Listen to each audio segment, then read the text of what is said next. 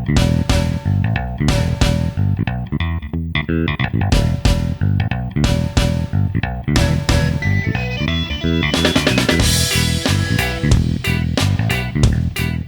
boys and girls. Welcome back.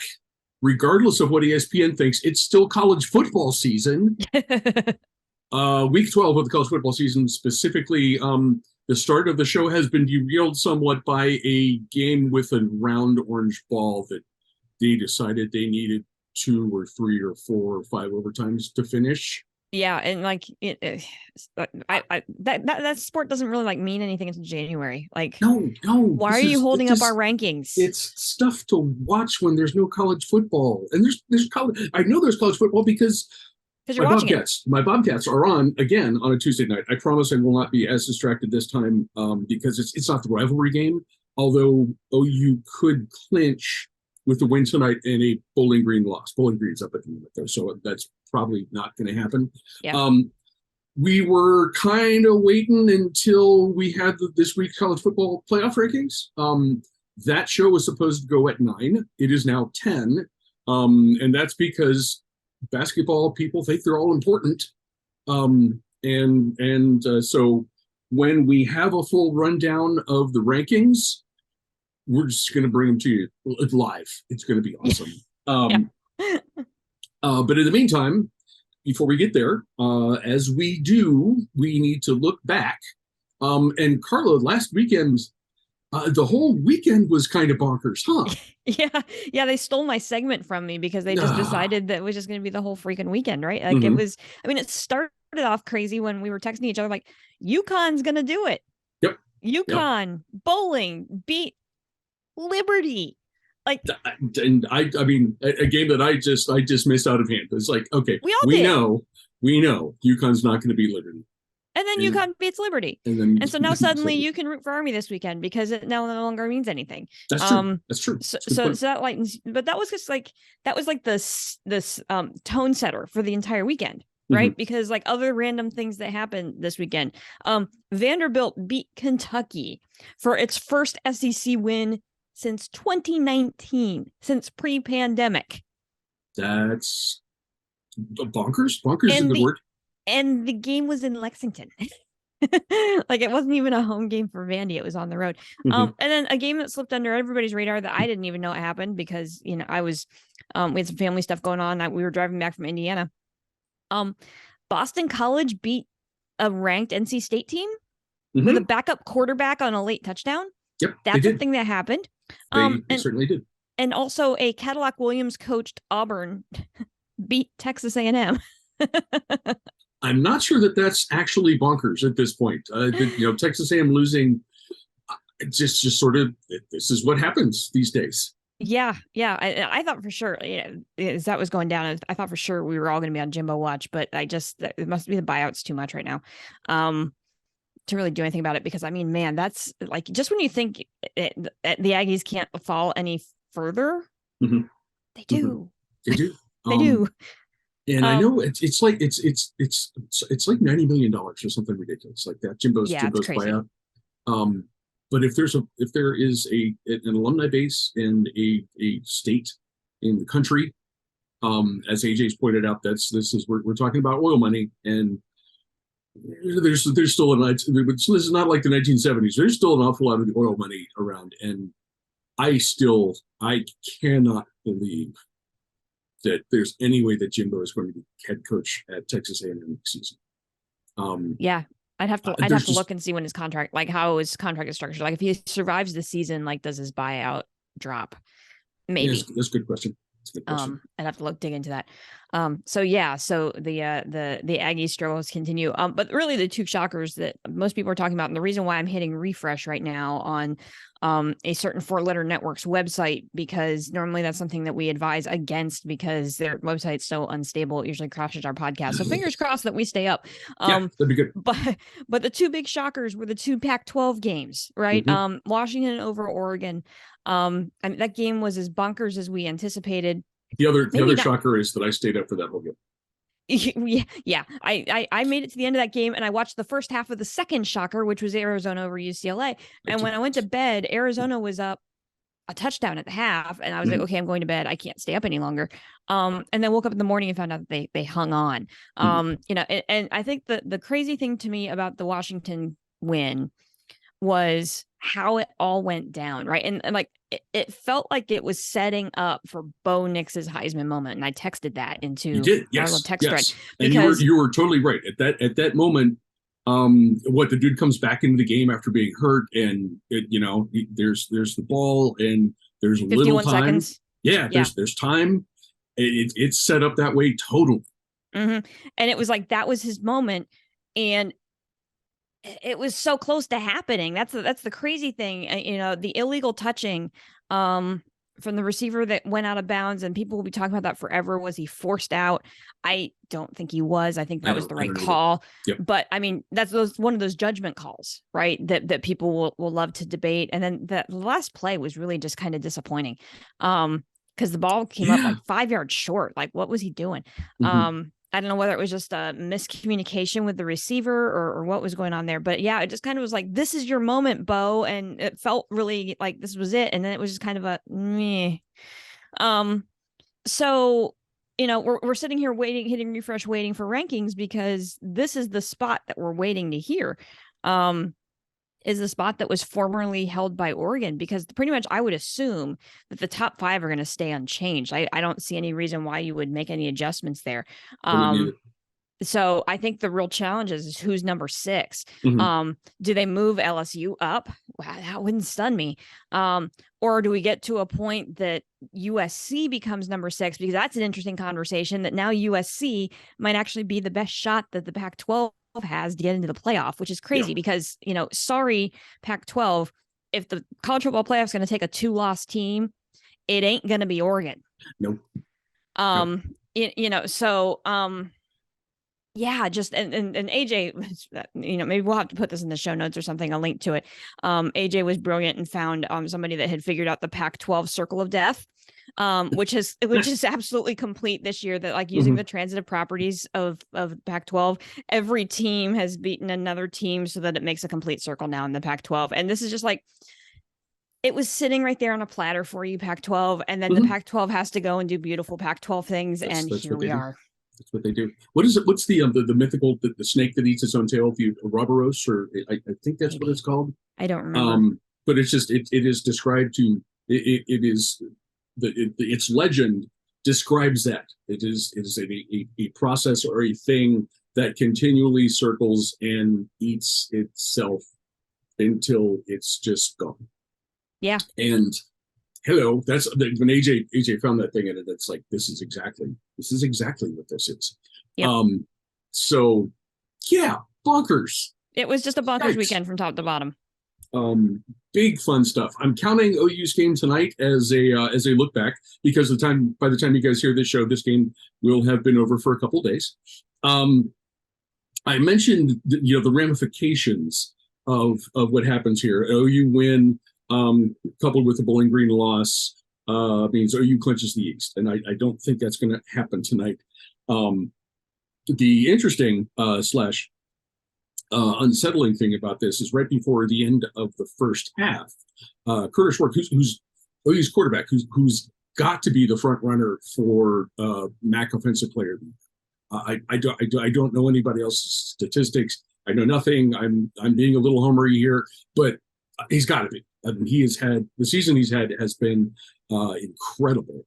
Got hurt, and he has been replaced and has not returned in the second half. J.R. Harris, something like that. His backup quarterback. He's led a couple scoring drives. So right now, with 7 minutes left in the fourth quarter, OU is punting, but they hold a 26-18 lead. OU is on the road again, as they were last week, and we'll see. Ball State has a penchant for late game comebacks. I will try, as I said before, I will try to not be as twitchy as I was a week ago, but there are no promises. None. I can jump in here. We have playoff rankings. We have rankings. Courtesy of Nicole Auerbach on Twitter.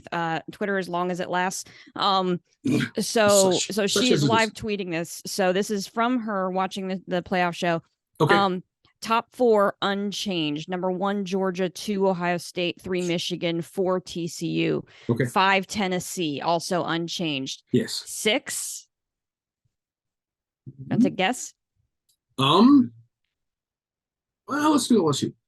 It is LSU. 6, LSU. 7, USC. Okay. And that's as far as that's as far as she's gotten. That's as far as she's okay. Posted. Let me scroll down. Somebody else had some more. I see number 11. Penn State is up to number 11. Oregon fell all the way to 12th. Oof. And this is a week after I said Oregon should have been ranked higher than Tennessee was. Sorry about that. Yeah. Oregon dropped 6. North Carolina up 2 to 13. Mm-hmm. Ole Miss down 3 to 14 after losing to Alabama. K-State up 4 to 15. And apparently our friend of the show, Braden Gall at 440 Media, says the AAC has as many top 25 teams now as the Big Ten. Thanks, Braden, for pointing that out. Which also means that like the never fails just to that little knife thing that he does. He does it every single. It apparently means that like the AAC is pretty much guaranteed to lock up the group of 5. Yeah, spot in the New Year's 6. And that's probably I'm scrolling to see if I can find the missing. Where do we come through? There, I got it. Okay. 8 Alabama, 9 Clemson, 10 Utah. Interesting. And the folks in Eugene had better be worried about the Utes. That's something that we will get to. Yes, it is. Okay. There are rankings. Yeah, actually, just off the top of my head, that seems reasonable. I don't think there's anything there that really, there's not anything that's like a huge thing. I still think I would put USC at 6 for this week. Okay. They only have 1 loss. That loss is to a Utah team that's good. Mm-hmm. As opposed to an LSU team that's got 2 losses, one of which to Florida State, who is not that good. Mm-hmm. So I would still, because it's going to sort itself out. So I think I would still have USC at 6 and LSU at 7. But other than that, I can't quibble with anything. I think that all makes a lot of sense. Okay, cool. Thank you for grabbing that. The worldwide leader has still not, other than a live link to the show, has not posted any information about this. Nope. So whatever. The other look back thing that I had.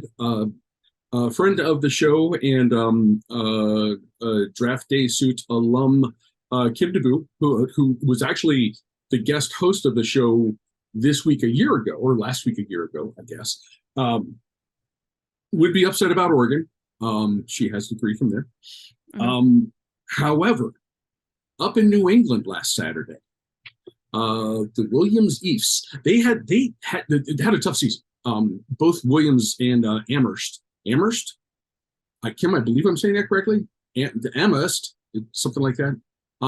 They went into the biggest little rivalry game in college football at 2-6. And obviously, in that situation, you want to win the rivalry game because it makes the winter all better.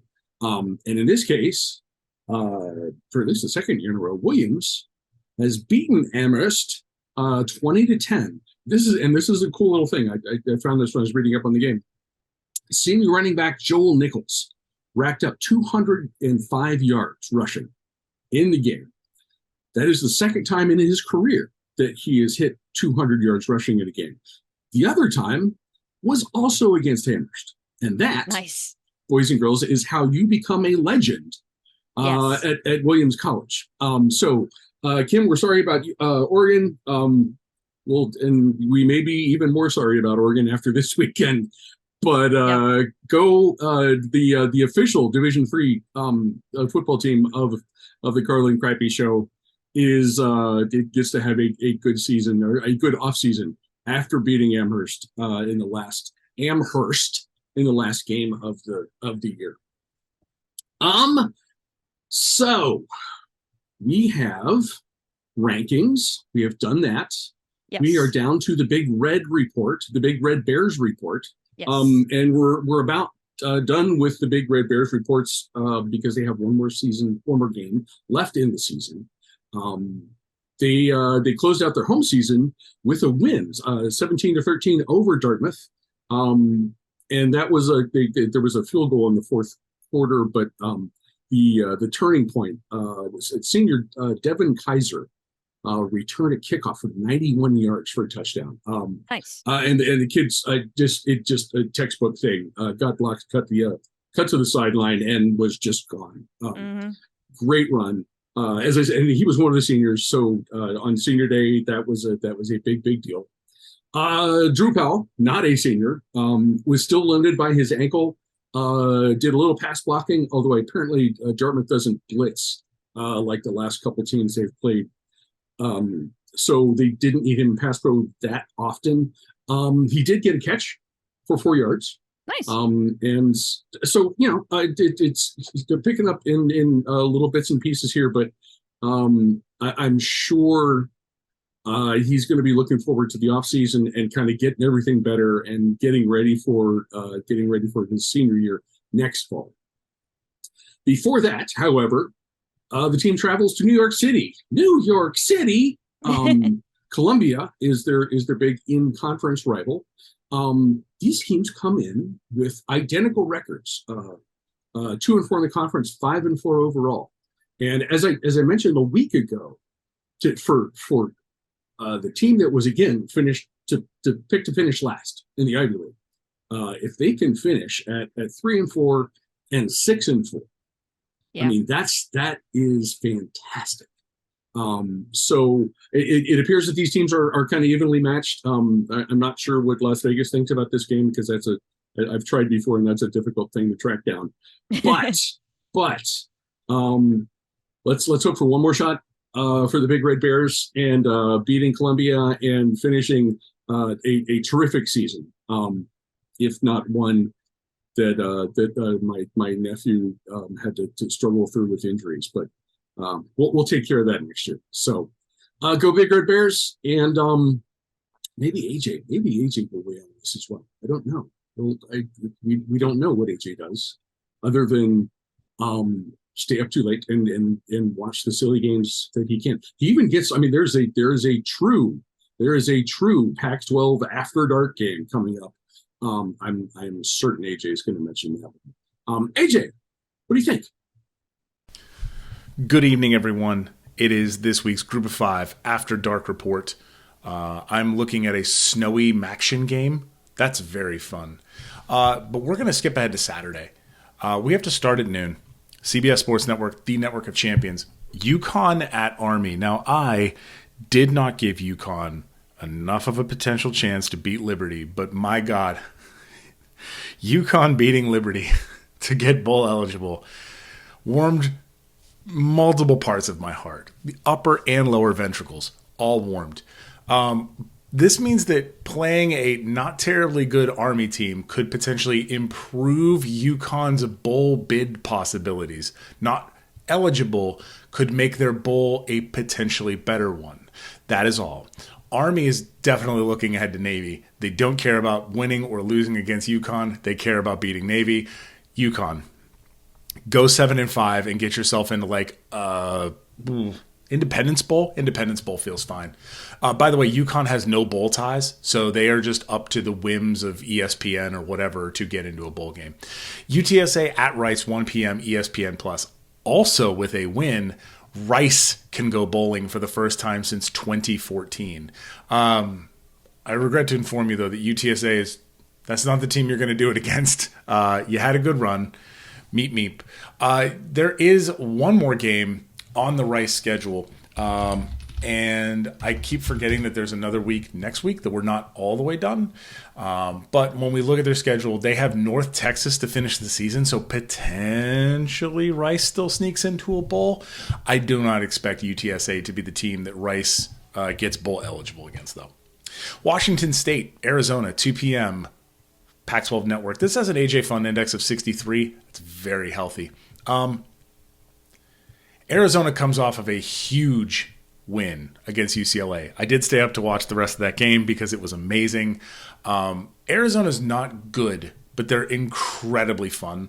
Do not go in with any expectations of anything happening. Jaden DeLora, former Coug, by the way, is a random number generator. Like, you have no idea what's going to happen. The ball may or may not enter his hands on the snap. That happened a couple times during the UCLA game. And then when the ball was in his hands, he would either run around and then they would score a touchdown, or he would get sacked for 15 yards. Like, there's any and all timelines are possible when Jaden DeLora has the ball in his hands. Just sort out a way to watch the Pac-12 network for this game in particular. Also 2 p.m., but on ESPN Plus, we have Houston at ECU. This has an AJ Fun Index of 67.5. This has all of the points. This is the opposite of a low-scoring game. Defense is optional. Sliders set to easy mode. This is my favorite. This is going to feature very good offenses playing not terribly good defenses, and so there's going to be a ton of points. Neither team is really playing for much at this point. Both of them are bowl eligible, so I hope everybody has fun, gets some fresh air and some exercise, and nobody goes home hurt. Put some points on the board, please. 3:30 p.m. FS1, we have Texas at Kansas. Kansas went to DKR last year and won. That was very fun. Texas trying to come back and looking for the ability to get a revenge win over Kansas. That's a fun thing to say out loud. I hope Kansas wins by 21. Quinn Ewers, who looked very good for good chunks of the season, looked very, very mortal against TCU. Could not hit any of his throws. I think Sark was trying to have him make throws that he does not normally try to throw. Jason Bean playing well. Kansas defense has been somewhat okay over the past couple games. Horns down, rock chalk. Let's go. FAU at Middle Tennessee State, 3:30 p.m. on ESPN Plus. We are on Middle Bowl watch. They have 2 more games left this year. Middle plays FAU and FIU, both Florida schools.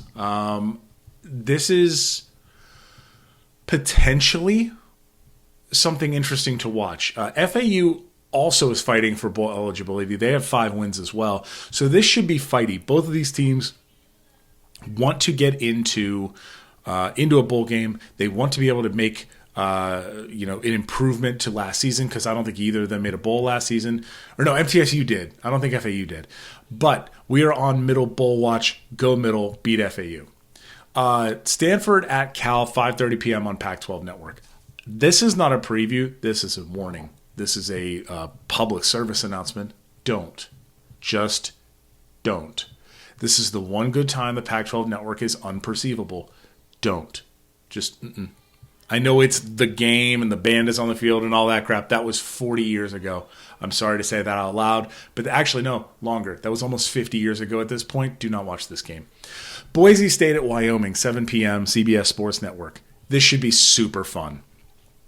Boise quietly seems to have figured some things out and are somewhat back to being capital B Boise. I don't necessarily know if they figured everything out yet, but they seem to be, they're much more capable of just saying, nope, we are winning this game, full stop. They went and beat the brakes off of Nevada. They don't seem to have trouble like they were having earlier on in the season. Wyoming has looked much better the past 4 weeks, but their competition, Utah State, Hawaii, New Mexico, and Colorado State, not exactly top shelf tier, top shelf content providers in terms of being able to play football. I love my Bows, but that ain't it. Beating Boise this week would put them into the Mountain West Championship game. And their championship game opponent would be Fresno State, who they play next week. If they beat both of these teams, Wyoming definitely has it. I fully expect them to lose both of these games, and you're getting Boise and Fresno in the championship game. USC at UCLA, 8 p.m. on Fox. The Battle of Los Angeles between 2 one-loss teams could have been real fun, but UCLA had to go and lose to Arizona State. I'm sorry, what's that? The AJ Fun Index is a full 76 points. 7 and then a 6 after it. Okay, I'm back in. USC's defense has looked incredibly suspect please see the Cal game and also the Arizona game. USC's defense is not it. For all of the fun that offense is having, that defense is the very opposite of it. It's a pretty butt defense. And Chip Kelly has some fun in store. And Dorian Thompson-Robinson is a very, very good quarterback this year. So I expect this game to be pointsy as all heck. Also, very happy to see this game on network television. This had every potential to be like the 10:30 ESPN game where no one would watch it. Having it on in prime time on East Coast time is fantastic. If USC wins here, this bolsters their position for a playoff spot because this gives them a very good ranked win. And if they beat Notre Dame next week, that is also a ranked win. By the way, quietly, Notre Dame is ranked again. So this is an opportunity for USC to bolster their position if they're trying to make the playoff. And finally, 10:30 p.m. on ESPN, the game I just mentioned is the forlorn spot, Utah at Oregon. Oregon came up short against Washington in one of the better games I've seen in the past 5 years. It was fantastic. It was back and forth, start to finish, ups and downs, chance to win at the end. Star quarterback goes down, but they came up short. Bo Nix is hurt, and multiple starting offensive linemen also hurt.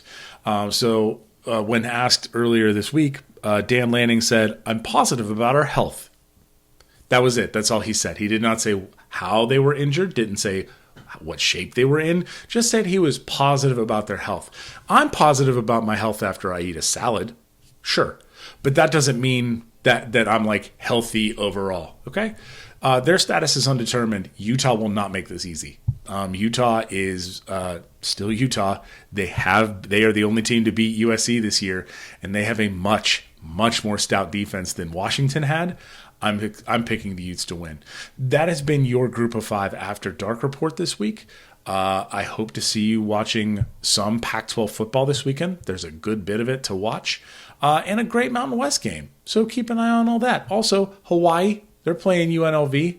Could be a Hawaii win. Probably won't be a Hawaii win. We love our Bows anyways. Bye. Thank you, AJ. We are looking forward to that slate, and we may even talk about a couple of the games that you talked about, because there's some fun stuff coming. First, I'm not sure AJ would not call this stuff fun, but it's not his show. It's your show, and it's my show, and we're Big Ten people. Yes. And Iowa, since Illinois was the clear leader in the Big Ten West coming into last weekend in the game against Purdue, and for the second time, I made up the word mortable accidentally. Yes. I'm choosing to add to the vocabulary again and I think it's not an accident, but I think it works. I think Illinois birded itself last weekend against Purdue.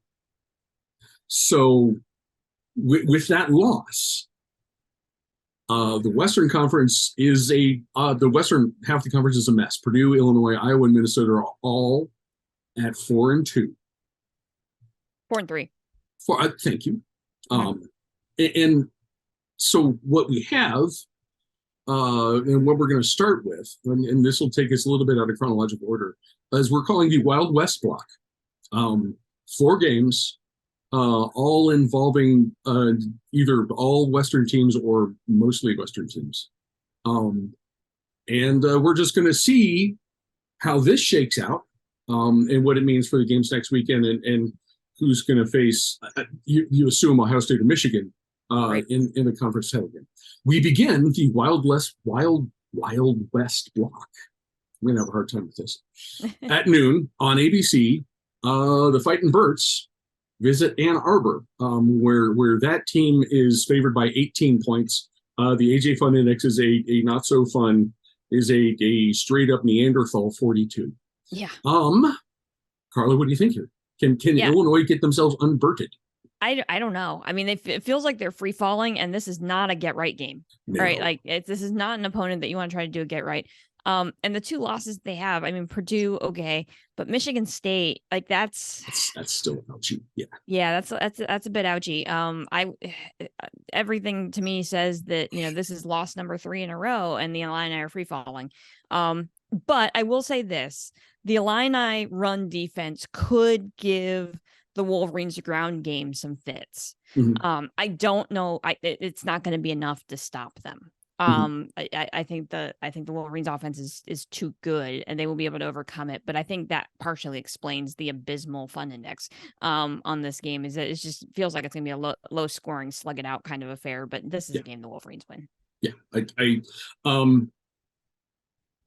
if you're asking yourself, can the Illini actually put something together and push Michigan at home? Maybe for a quarter. A couple of weeks ago, I would have said yes. Maybe for a half. Yeah.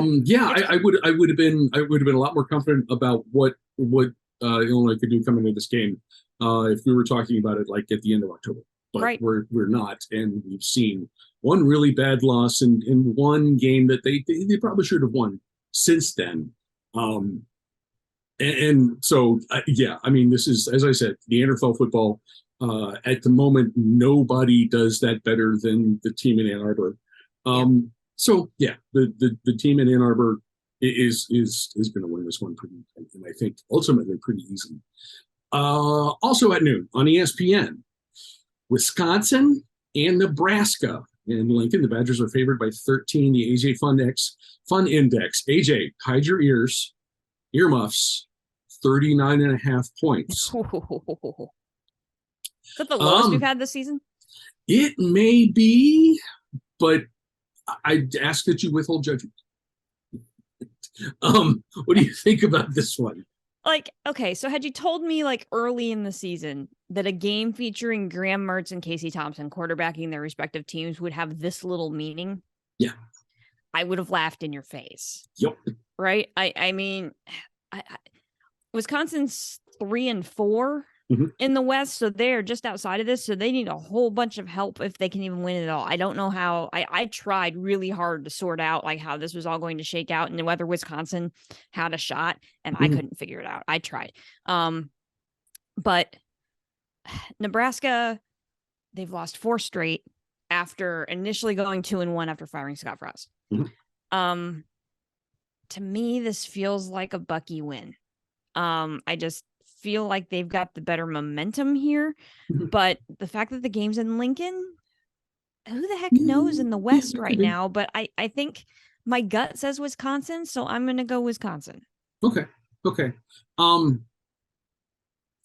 I mean, both these teams have gone through mid-season coaching changes. That is a difficult thing, and also, often that will provide a spark. And I think in both cases it did. The spark has since gone out in Lincoln.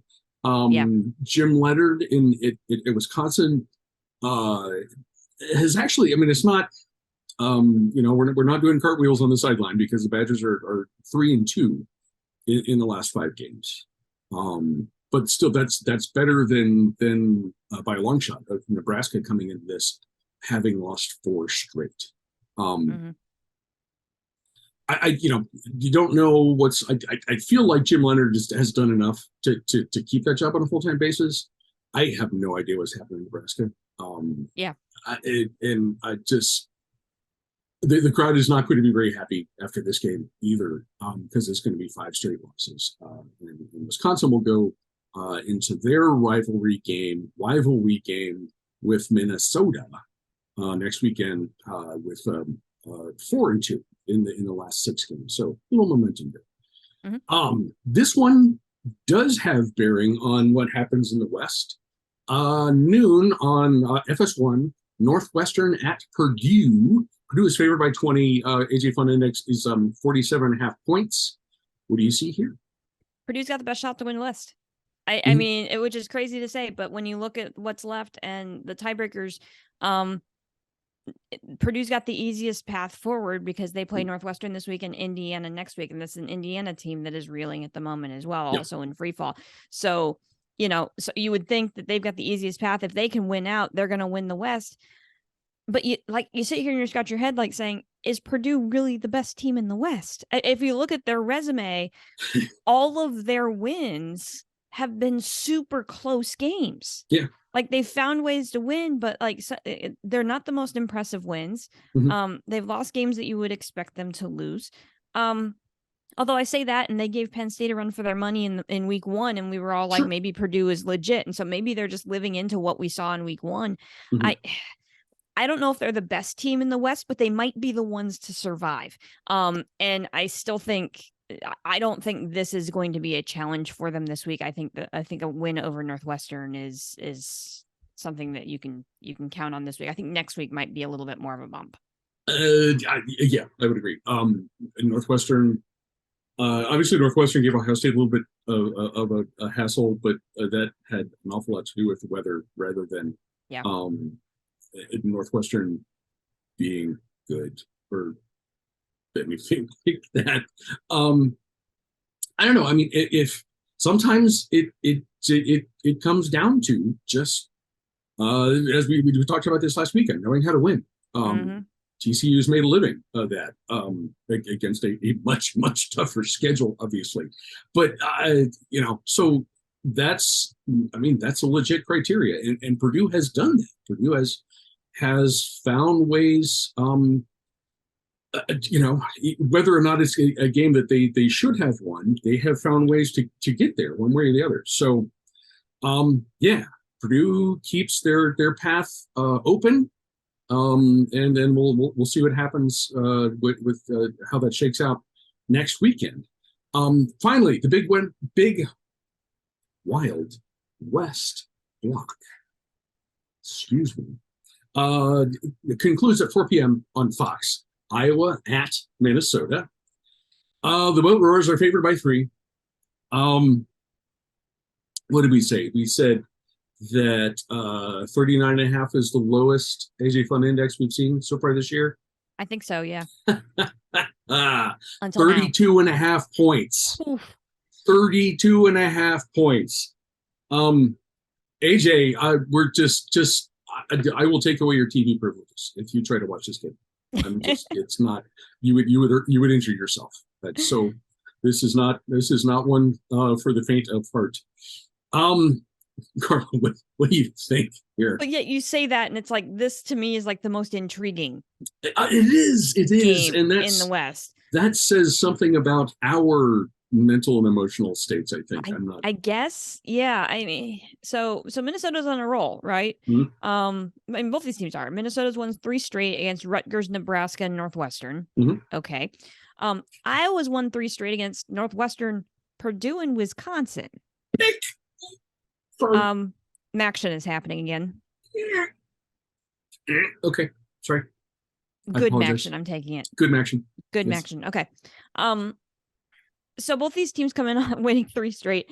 Iowa's figured out how to occasionally score points. They've scored 24 points or more in their last 3 wins. So Iowa has found some semblance of an offense. Mm-hmm. Both these defenses are really good. Here's why I'm leaning Iowa in this game, even though the game is at Minnesota. Mm-hmm. Iowa's run defense is 8th in the country. And who does Minnesota rely on for offense? Mohamed Ibrahim. Yes. And I think that's going to be the difference here, is that the Iowa run defense is that good. And now that Iowa has figured out how to score some points, I think that adds up to a Hawkeyes win. But this game's going to be ugly, and could go either way. It really could. I'm going to lean Hawkeyes based on statistics alone. The only thing to really hope for is it's also snowing, because that's the only thing that could make this better, I think. Yeah. And it could be, because there's apparently a system coming across, so it might be snowing. I not only have just a prediction, I know exactly how this game is going to go. Minnesota tailback Mo Ibrahim will scorch the Iowa defense for 43 yards rushing on the day, and Minnesota's going to win 9-4. 9-4, is that what you said? 9-4, yes. Okay. There it is. Take it. Don't take it to the bank. Don't do that.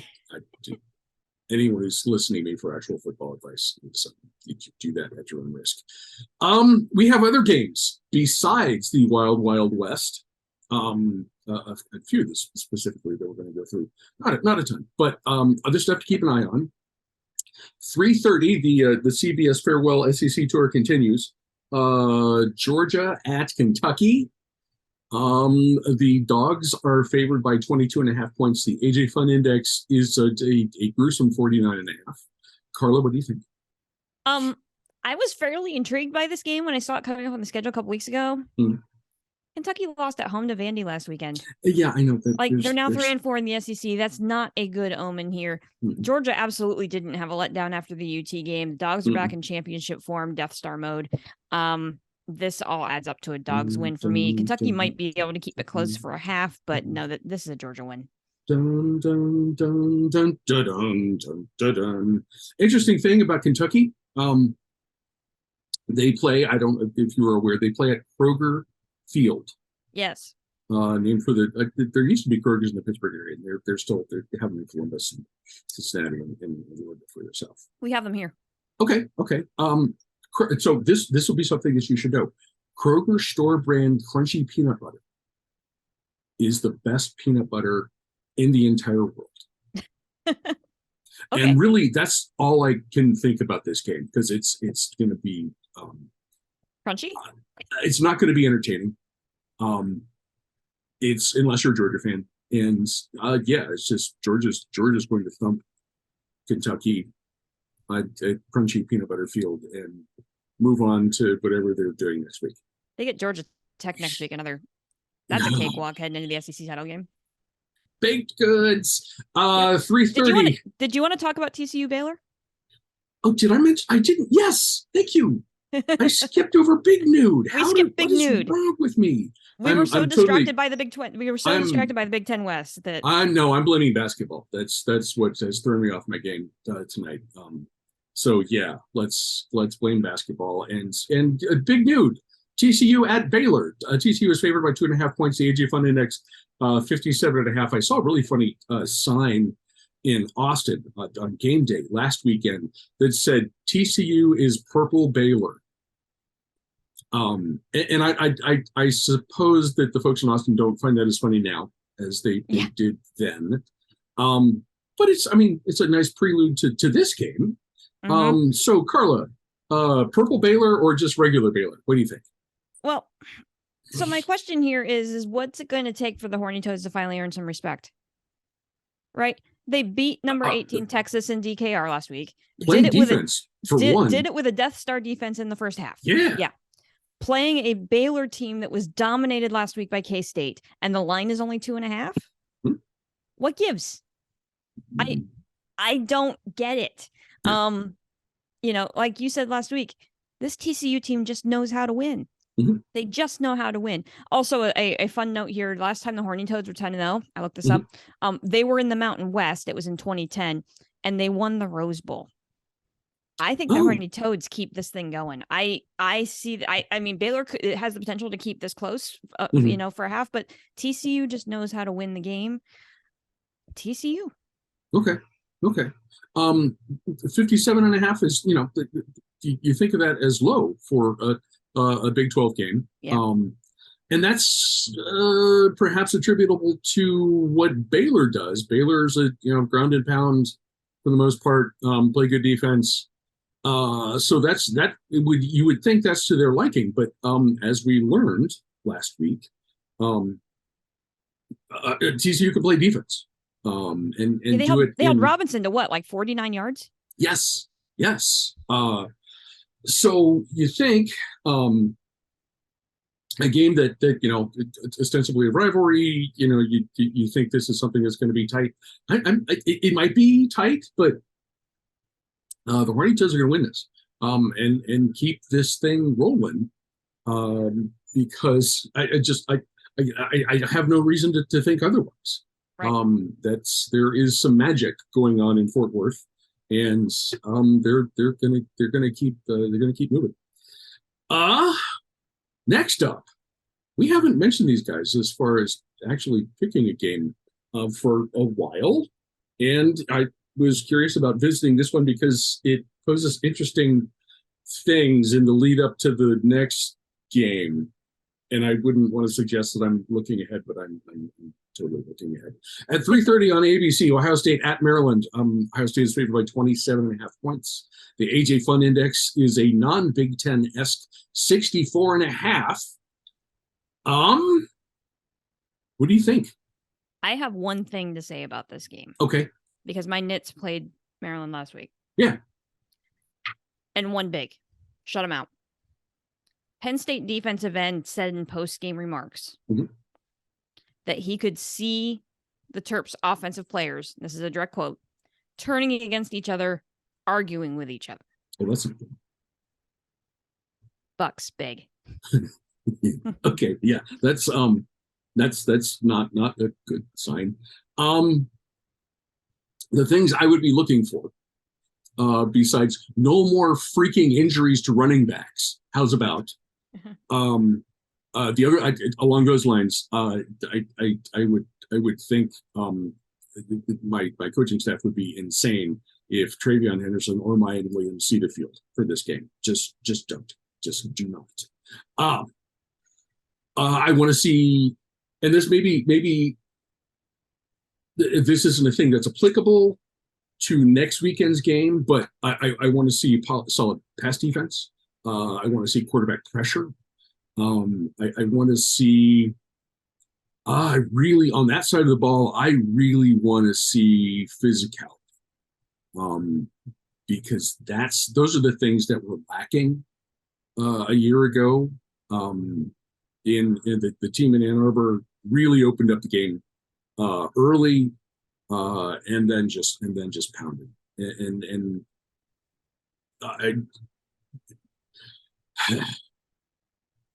I'm starting to get wound up about this already. So I want to see those things. I want to see a tough team. That is the buzzword on the coaching staff, and it always has been. And Ryan Day wants a tough team. I want to see it this weekend, and then I will feel like Ohio State is ready for next weekend. We will obviously get to that one next week. At 8 p.m. on Fox. I am stoked that this is actually a meaningful game this time, for the first time in a long time. USC at UCLA. SC is favored by 2.5 points. The AJ Fun Index, as I bet AJ has mentioned, we haven't listened to a segment yet, 75.5. Yes. That's gonna be fun. Carla, what do you think? It is gonna be fun, and it's I a lot of the things I already said at the top of the show, right? The OPAC 12, you had a playoff spot sitting right there for you, and then you had to go and do Pac 12 things like beat each other up to the point that now there's a full transitive property circle in the conference. So your best hope now for a playoff spot is an outside shot for USC. But this is not an easy ask for the Trojans. Right. This year, a rivalry game against a Bruins team with an offense that has the potential to be explosive, but it's not always consistent. So, obviously there's not going to be a whole lot of defense in this game, a whole lot of offense, both teams averaging right around 40 points per game. So yeah, that line, that AJ Fun Index sounds about right. I'm going to go logic here, right? And say that I think USC is the better team. Okay. Particularly after UCLA kind of showed some weaknesses last week. UCLA relied on Zach Charbonnet last week, and he scored 3 touchdowns, and it still didn't matter. Right? I just think UCLA has shown where its holes are, and I think USC has the ability to exploit them. So I'm going to take the Trojans here because I would love to see the Pac-12 try to stay in the mix for a playoff spot. But the next game we're going to talk about, there's some things that have to happen there to help get USC there. So I'm going to say the Trojans figure out a way to win because they know that there's a playoff spot potentially on the line here. But this game's going to be entertaining as heck. And if the Bruins screw around and win this game, it would not stun me one iota. No, it would not. UCLA is in an interesting position. And this is, I think this is going to be better than it has been for a long time. But, and we talked about this early in the year. The Rose Bowl isn't necessarily a great home field. It's not, it is not there's not much of an advantage. And if you're playing the other team in Los Angeles, those guys are going to show up. So, if you're the Bruins, you have to overcome a 50-50 crowd in your own building. I'm not, that's a kind of tough thing that they might have to deal with. I did see a stat today that said the game is sold out. Okay. For the first time in a long time, and that the UCLA student section is going to be the largest student section they've ever had for a football game. Nice. Okay. Well, that's cool. So that's good. That is good to hear. And maybe that is a thing that could give Caleb Williams and SC's offense a little thing to think about during the game. I expect USC to win this game, but really close. Really close. And this is, again, even if you don't care about these teams, and you should, because they're going to be in the Big Ten soon. Right. It's going to be lights out fun. I mean, I will stay up for this one as well. If I'm able. No, I'm just probably. It's 8 o'clock. You can do that. I can manage that. So I'm picking the Trojans, and as you said, I would not be stunned to see this go the other way. I'm just looking for fun in this game. Yes. 10:30, true Pac-12 after dark, and a huge game. Utah at Oregon. If I remember right, at the end, Oregon's favored by 3 at home. AJ Fun Index is 61.5. If I remember correctly, it's like in 3 weeks, 2 out of 3 weeks, Oregon lost to Utah twice last season. Yes. Do I remember that correctly? Yes. Yeah. Regular season and then title game. By almost the same score. Yes. Again, if it's prior to last weekend, I'm picking Oregon all day, every day. But now, yeah. What do you think? Right. So this is Bo Nix against the best pass defense in the Pac-12. Like you just mentioned, Utah won both meetings last year. I think the fact that the game is in Eugene is a factor here. But Utah's had Oregon's number for the last 4 years. I mean, Oregon's only won 1 game against Utah in the past 4 years. And to me, I mean, we're going to find out if this Utah defense is as good as advertised. If you want to see the Pac-12 have a shot at the playoff, you have to root for Utah here, because you need a really good Utah win so that the loss that SC had against Utah continues to look better and better and better. Right. So if Utah can knock off Oregon here, that's going to improve SC's resume as teams start sorting themselves out based off of rivalry games that might give SC a chance. SC needs some help to get in. Would need a loss from somebody unexpectedly, more than likely to try to get into the playoff. But I don't like. I don't know the full health of Bo Nix after that injury. Yeah, that's a legit question. Utah's defense is stupid good. This game's close. Unfortunately, nobody will see the end of it other than AJ. I think the Utes find a way to do it again. It just feels that way to me. That the Utes defense is going to give Bo Nix some fits. Because we saw he struggled at times against, when he wasn't hurt. He struggled at times against that Washington defense, and the Washington defense is good. It's not great. This is a really, really good defense. So I'm going to say hesitantly, Utes. I like Utah. For the same reason I liked Stanford a lot in recent years, in that they managed to get through the Pac-12 not playing Pac-12 football. And this was Stanford's blueprint for quite a while. They look like a Big Ten team.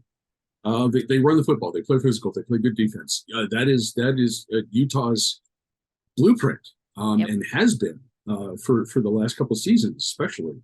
And it works. They do it well. When I've mentioned Rose Bowl at different points this season.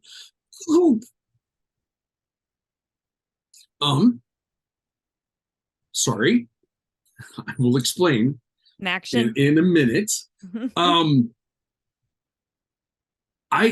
Especially if Bo Nix is not healthy, that's a problem. If the Ducks in general have any kind of hangover from last weekend, that is also a problem. And to have to deal with that against an unconventional and very, very good football team that doesn't, it's not quite like trying to adapt to an option team, right. but this is not how things work in the Pac-12. I see Utah winning this. I think that's a little bit much for Oregon to overcome, particularly if Bo Nix is not totally healthy. So Utes, gotta watch out for them Utes. Yes. They're trouble. The Utes is what they are. Boys and girls, you can hear the Carla and Crappy Show on Apple Podcasts, Spotify, Google, and a variety of other podcasting hosts. You can watch us, if you desire, on YouTube or the show's Facebook page. If you like us, guys, please subscribe, rate, and review. If you don't, mind your own damn business. Be sure to come back next week when Uncle Crappy, you think I'm distracted this week, next week. Oh, guys, you have no idea. Carla, a final thought or two from you? Yeah, I got a couple quick things here. Okay. First of all, Middle plays its final home. I'm going to go chronologically. Middle plays its final home game of the season against FAU. That game's at 3:30 on ESPN Plus.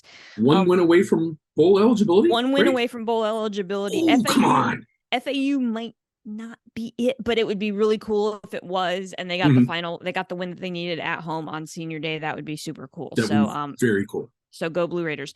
Yes. And also, oh, hey, it's Bedlam week. And we didn't even talk about it. Can you, is this the most, inconsequential Bedlam that we've had in a really long time? It would, it would have to be. I mean, yeah.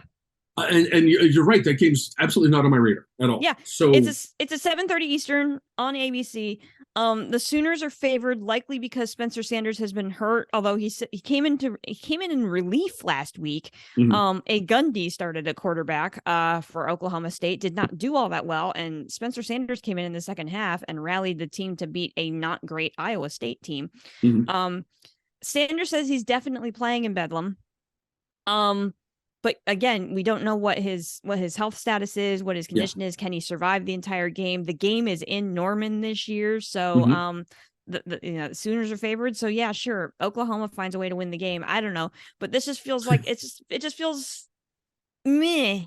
And Bedlam is usually one of those games that we look forward to every year, and it doesn't mean anything. I'm going to spend more time watching the stuff that's happening out west. I know, and that's.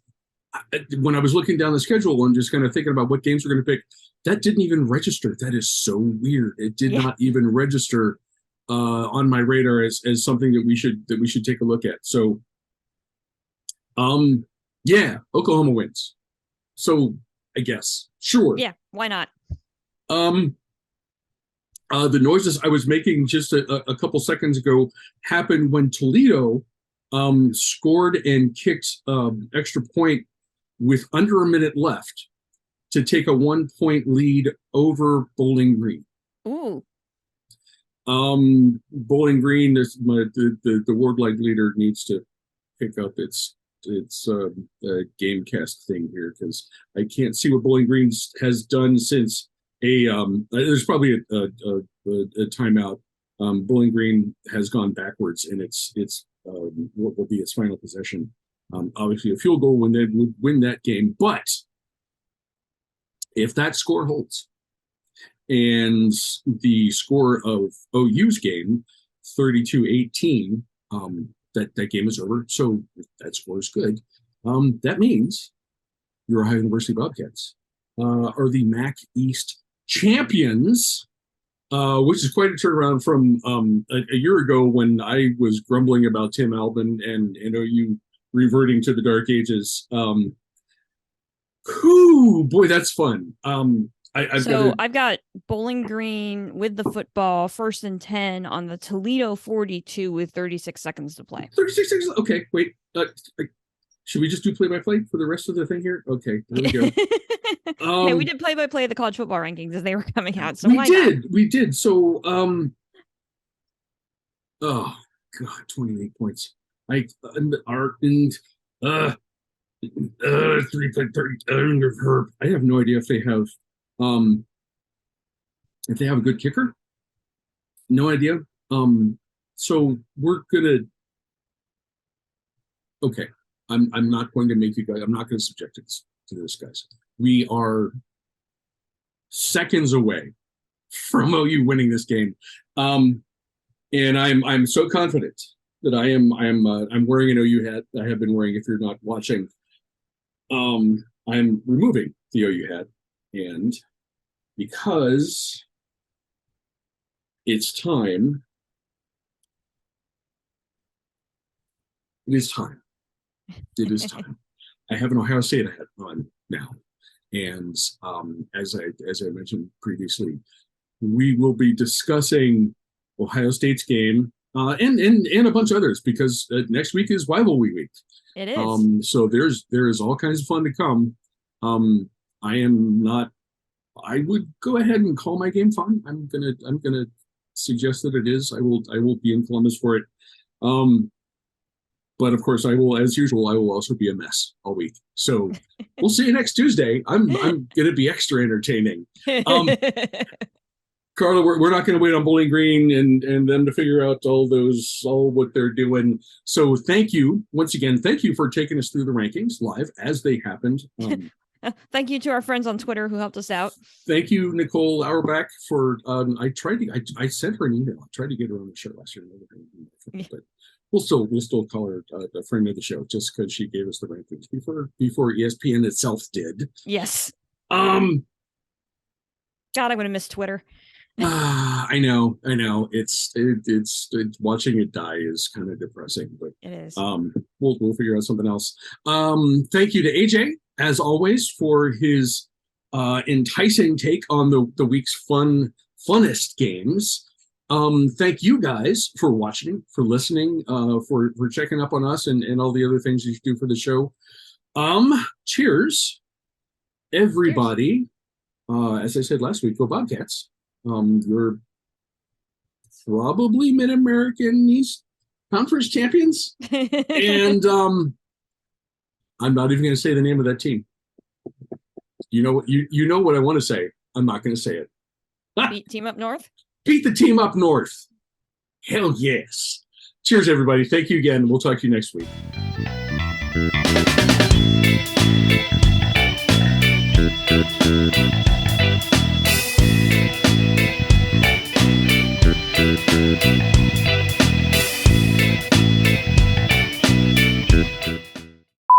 Oh, no. Did they kick? Worse. Touchdown. Touchdown. Damn it. I'll have another fake ending for the show.